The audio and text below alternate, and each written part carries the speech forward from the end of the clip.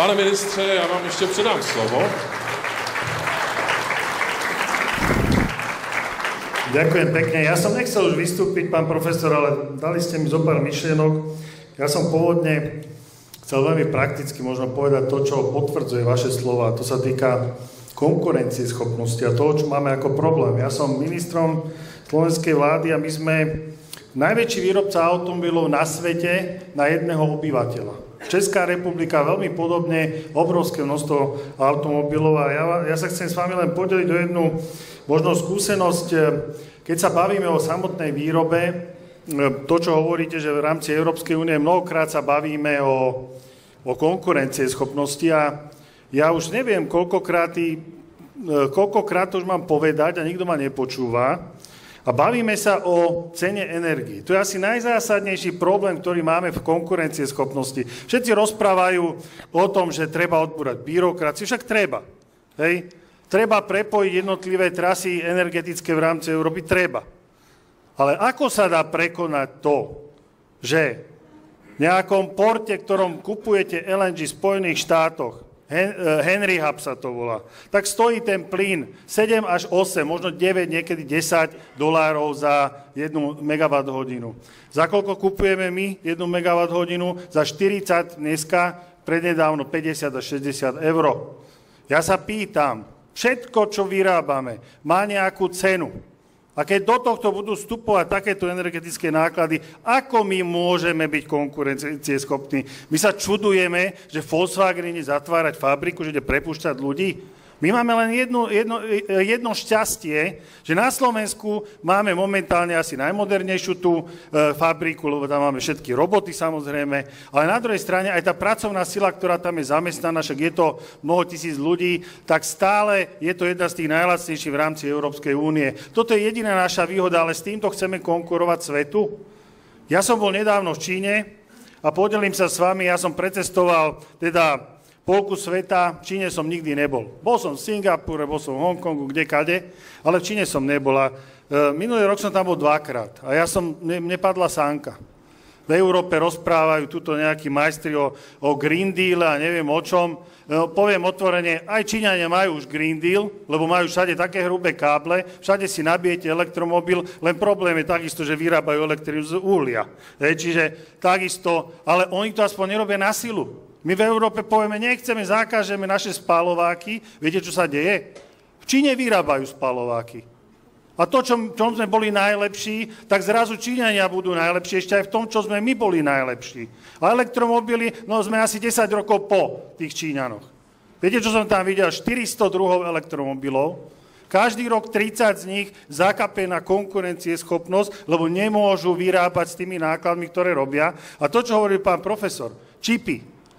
No, všetci zakázali, že nemôže mať Čína dostup tajvanským čipom, lebo to sú neviem koľkaté generácie, toľko a toľko nanometrové čipy, ktoré si Huawei nemôže kúpiť, lebo sú to Číňania. Tak dneska Huawei si vyrába tie isté čipy a má ich oveľa lacnejšie a vlastne ich to nakoplo ešte viac v tom, kde ich vlastne nevieme dobehnúť. My sme hovorili pánom profesorom tesne pred začiatkom, že my keď budeme bežať oproti tých Číňanov nedobehneme.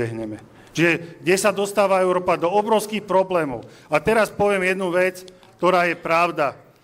My máme problém samozrejme s clami, ktoré chce zaviesť Trump a mal byť nejaký deal medzi Európskou úniou, to, že keď nám Trump nezavedie clá, tak my budeme kupovať to predražené LNG, lebo Američania samozrejme niečo budú chcieť predať. Takže aké sme dneska pozícii, tak máme clá, a na druhej strane ešte budeme kupovať to drahé LNG, tak ako môže sa z tohto Európa vôbec dostať? My s Robertom Ficom, viete, že bol na samite a presadzujeme, že treba pustiť potrubný plyn do Európy. A nám je jedno, skade pôjde. Či pôjde z Ruska, alebo otvoria nové nálezíska. Myslíte, že prečo Nóri neotvárajú nové nálezíska plynu? Plynu je dosť. Len nikto neinvestuje, lebo majú tie vysoké ceny. A na tomto tá lobby, tí, čo zdierajú celú Európu, zarábajú. A to je problém Európy. Len to nikto nechce počuť. Ja keď som to povedal Nemcom, tak Nemci čo? My sme otvorili nové huby na predaj LNG, tak hádam si ich nezabijeme.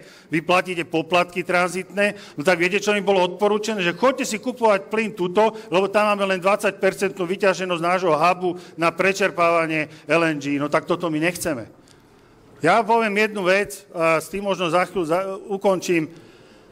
Všetky dodávky, keď si pozriete grafy, mali sme takúto dodávku plynu do Európy a dnes je takáto, sa znižuje. To, čo vyrábajú, alebo teda dodávajú Nóri, je stále na rovnakej úrovni. To, čo dodávajú Alžírčania potrubným plynom, stále na rovnakej úrovni. Čo sa stalo? No znížil sa objem ruského plynu, ktorý bol dodávaný. A preto je ten plyn taký drahý. To, že Rusi predávajú za rovnakú cenu, to je pravda. A niekto môže hovoriť, že nie, je to tak. Ale problém je v inom. Keby Rusi dodávali plyn alebo niekto iný väčšie množstva, tak ten plyn je oveľa, oveľa lacnejší. Toto je problém Európy. Toto, kým sa nevyrieši, tak Európa zakape. A hovorím to veľmi otvorene a myslím si, že niečo o tom viem. Čiže ak chceme dodržať nejakú konkurencieschopnosť v rámci Európy, tak musíme vyriešiť túto záležitosť. A keď na to nikto nepočúva, my to budeme opakovať dokola a dokola. Robert Fico na poslednom samite otvoril tému, chceme, aby bol zase otvorený tranzit plynu cez Ukrajinu. Čo sa stalo? My dodávame ešte z Európy, čo má menej plynu, dodávame ten plyn, aj to ruský plyn, sa dodáva naspäť na Ukrajinu. Toto má akú logiku pre Boha? Prepáčte, že som sa tak rozohnila, ale toto má skutočne je niečo, čo ma veľmi trápi. A toto potrebuje Európa vyriešiť. Ak to nevyrieši, tak postupne sa budú zatvárať fabriky v Európe a nebudú mať ľudia robotu. To, čo povedal, tu myslím, že kolega, my chceme aj do budúcna presadzovať ten princíp národný, samozrejme sociálny, lebo treba sa o ľudí postarať a to nehovorím ako frázu. Treba bojovať proti korupcii, lebo všetky zlé rozhodnutia sú podkuté korupciou a to je obrovský problém nielen na Slovensku, ale aj v Čechách. Všade. A chcem vám zaželať jednu vec. Voľte si takú vládu, ktorá sa bude starať o ľudí, aby sa vám lepšie žilo. Ďakujem pekne.